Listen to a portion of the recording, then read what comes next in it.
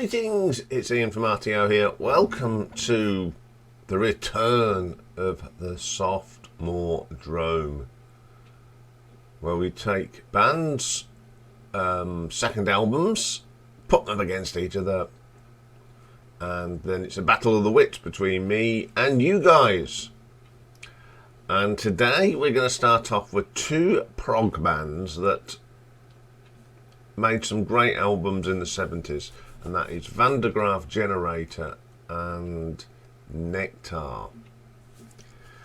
Now when we do this, the band that released first goes first, and in this case it was Graff Generator and their second album that was released in February of 1970, The Least We Can Do Is Wave to Each Other. It was released on Charisma Records. It was the first album to be released in the UK and the only one to hit the top 50. So the band that recorded this album, of course, is Peter Hamill, acoustic guitars, lead vocals and pianos on Refugees. David Jackson, tenor and alto sax, fluke and backing vocals. On the keyboards, the mighty Hugh Banton. On the bass guitar, we have Nick Potter. On the drums is Guy Evans. Additional musicians on here was Mike Hurwitz, cello on Refugees, and Jerry Salisbury, cornet on White Hammer. So the first track on this album is Darkness, and in brackets 1111. I just love this. This is classic Graff Generator. This was on the first CD that I ever brought of them, a greatest hits thing, and I just loved it. I love that lovely Hammond organ from Hugh. Peter Hamill's just with that wonderful delivery. It's a super track to open up the album, and then you just go straight into Refugees. You know, these are now classics. It's a wonderful track. I love the little bit of piano from Peter on this, and you got that lovely little bit of cello as well. It's just an absolute corker track. Then we go to White Hammer, and it's got a great Nick Potter bass line. It's deep, it's rumbles, and then you get a little bit of cornet on there as well. You know, it's just another good song. So that's side two. Side one dealt with. Side two, we have whatever Robert have said. Again, it's Nick Potter's bass line that dominates this. The harmonising vocals on this track is super as well. Out of My Book. Now we've got a nice combination here of keyboards, organ and flute. It's really good. You've got Hugh's wonderful keyboard skills, and then you've got David Jackson, who's a great flute player. It's a great combination. It really is the best thing apart of that album, on this track on this album. And then the last track is After the Flood. Awesome start, that lovely Hugh Banton Hammond sound. Guy Evans' drumming on the whole album is great, but this is it. It's the best for me. And another superb vocal from Peter. I love this album. I think it's got two of my favourite tracks by the band, you know, Refugees and Darkness.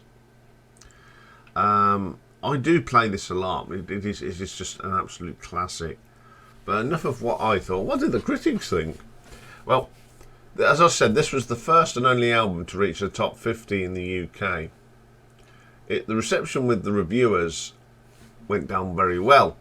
International Times said that the album was the best debut since King Crimson's In the Court of the Kings and Crim. Well, it's not a debut album because they'd already had an album.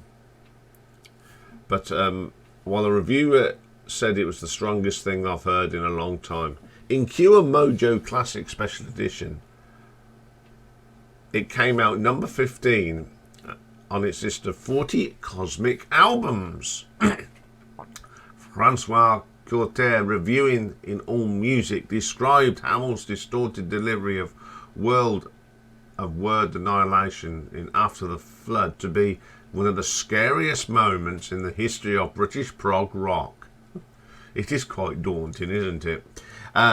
In 1997, The History of Progressive Rock, Paul Stump assessed that while the album is harmonically and structurally similar to the contrary progression works of Genesis and Yes, it does contain hints of more unique work Van der Graaf Generator would later produce, particularly Jackson's snaggling, niggling, Coltrane-ish saxophone. He didn't play on White Hammer to have told a friend while his children were present, afraid they'll be frightened of the music. So there you go. So there's the ratings. AllMusic, there's only one that gave it 4 stars. As I said, it got to number 47 in the UK, but in the Italian, it got to number 15. And then in the Scottish album charts in 2022, it got to number 96. So I love saying this. Let's have a look at the nuts and bolts of this album. So song quality. This is all out of marks out of 5. The song quality on here, there's some absolute killers. You mean After the Flood is the scare, as it says, it's the scariest thing you'll ever hear. Refugees is on here, Darkness, absolute classics. So I'm going to give song quality 5 out of 5. Production. The production on this is pretty awesome. You've got to remember this is 1970. And I think it doesn't date, it doesn't sound outdated if you listen to it today. So I'm going to give that a 5 out of 5. Reception. Now, this is tough. I mean, the critics thought it was praised it a lot, but it only scraped in to the top 450. So I'm going to give that a 3 out of 5. Now, cover design. I love it. They've got a Van der Graaf Generator on the front of the cover, peering out of, I don't know if it's mountains or sea. Now, if you've never played with a Van der Graaf Generator, it's a lot of fun. We did it at Physics. We had a tremendous fun with this. My only criticism of this cover is the writing. It should have been, don't do it purple, do it in a colour that stands out. But on the whole, it's a pretty decent cover. It features the Van der Graaf Generator. So I'm going to give that a 4 out of 5. So that gives us a grand total for the least that we can do is wave at each other is 17 out of 20. So that's a good score to start us off with this new season of Sophomore Drome. So let's have a look at its contender. So the contender is from Nektar. Now this album came out in 1972 from the German-based English progressive band. Playing on here for our entertainment was Royce Albrighton on guitars and lead vocals, Mick Brockett on visual effects, yes, he's in the credits, Alan Freeman on keyboards and backing vocals and mellotron, not half Alan Freeman of course, Derek Moore on the bass and Ray Howden on the drums. So side 1 opens up with the epic title track, A Tab in the Ocean, which is great. I didn't say that the second album was A Tab in the Ocean. I just told you when it came out, but it is called A Tab in the Ocean, of course. Now, Tab in the Ocean is probably one of the best things this band ever wrote. It reminds me a little bit of Genesis of the Knife at that sort of start. That the mellotron in this, for me, I hear mellotron and you just think of great prog, and this is great prog, and the vocal on this is great from Roy. Wonderful. You get little bits of bass come in, and the guitars, the crashing drums of Rom Howden. It's a unique classical piece of prog. I love how it starts, the shimmer of the drums at the end as well. It's an incredible piece of music. And that takes up side 1. So side 2, we start off with a track called Desolation Valley. One thing about Nektar, they have different layers of music.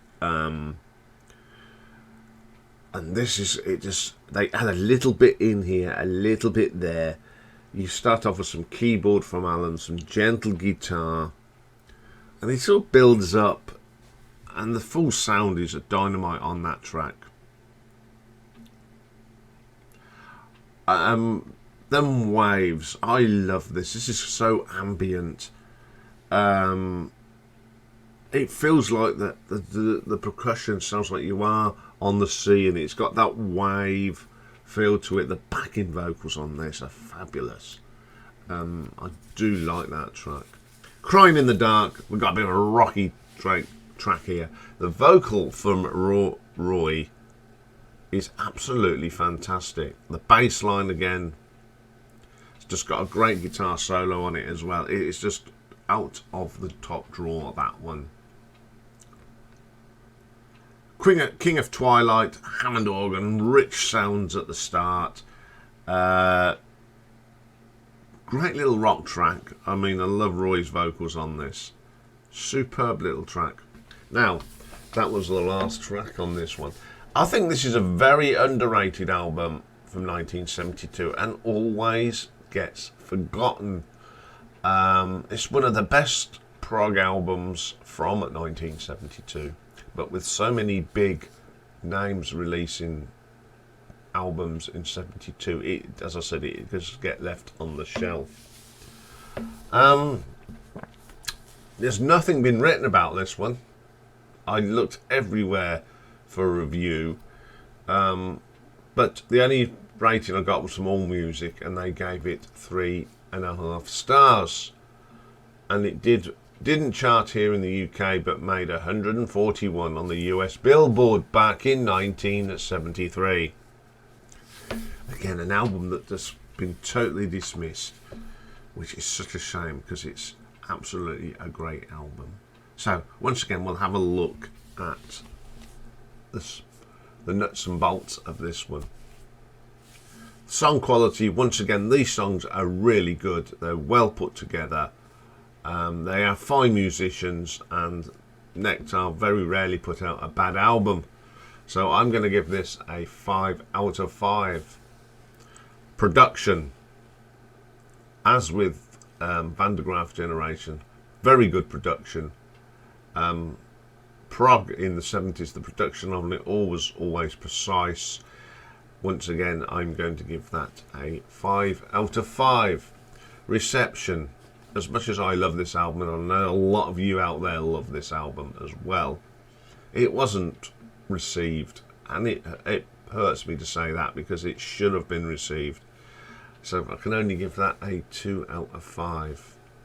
Cover design, well, it is a weird old cover, but I love it. You know, the sort of, it's a bit disturbing when this bloke, I don't know if it's inside, you know, he's got a man's body and you've got the muscles. I like the little experiment going on. I like him on that pedestal. And at least you can see a tab in the ocean. You can't see Nektar because it's in the shadow. But overall, it's a real proper proggy cover, isn't it? So I'm going to give that a 4 out of 10. So, for Nektar's a tap in the ocean gives us a grand total of 16 out of 20. So we have got a clear winner today, and that is Van der Graaf Generator. So, do you agree with me or do you disagree with me? Well, my phone disagrees with me. So, what happens now, if you go into the posts on the channel page, there is a poll. And you just say which one you like best. And also tonight we'll be running a poll in the live stream tonight. Forgot what I was going to say there. And then I'm going to set a time and see if you can beat me. And if you beat me, I will rank. I'll give you a choice of bands to rank that you know I cannot stand, and I'll have to rank them. So I'll give you. We'll talk about that. I'll tell you more about that tonight. So that's what's going to happen. So see if you can beat me and say that you prefer the Nektar album to the Van der Graaf Generator album. It's all a bit of fun. There's no prizes for this. It's just a little bit of fun. So get voting.